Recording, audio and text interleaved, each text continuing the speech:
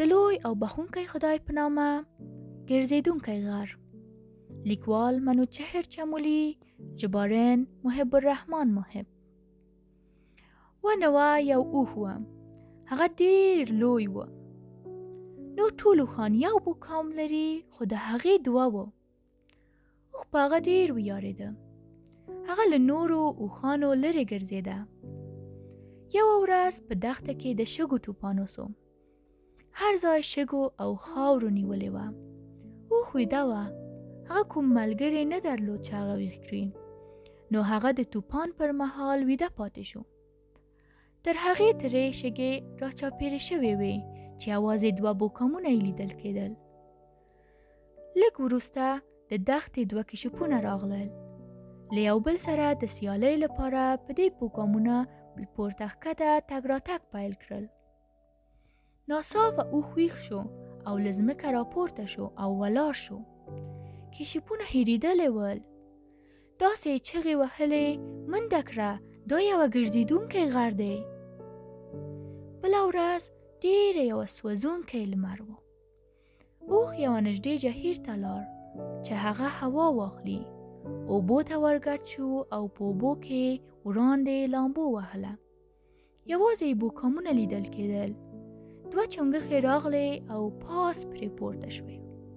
هغوی لږ څه میله وکړه. کله چې لمر لوېدو ته نږدې کېږي، اوښ له خپل ځان راپورته کوي او له جهیله راوځي. چنګښې په ډېر ویرې سره له اوښ څخه توپ اچوي. هغوی چغې وهي، منډه کړه، دا یو خوځېدونکی غر دی. اوښ حیران کېږي، ولې هر څوک ماته غر وایي؟ هغه پریکړه کوي چې یو غر ولټوي چې وګوري هغه څه شی دی. هغه له څنګلونو تیریږي، هغه له رودونو تیر شو او هغه له دشتونو تیر شو. ډېر ژر تیاره شوه. اوښ پر ځمکه پریوت او له خوبه یې ویوړ. په هغه شپه ډېر واوره وریده. سهار هر ځای واورې و، یوازې د اوښ بوکامونه معلومېدل.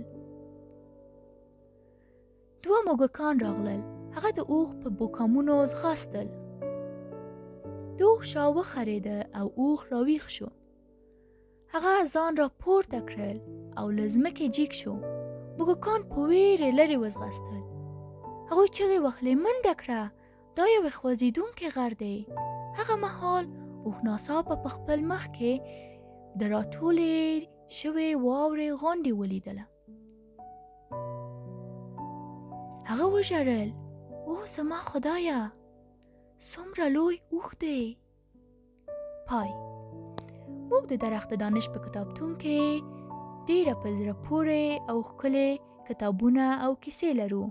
تاسو کولی شئ چې د www.ddl.af ته لاړ شئ او هلته دا کتابونه واورئ، ولولئ او ډاونلوډ کړئ.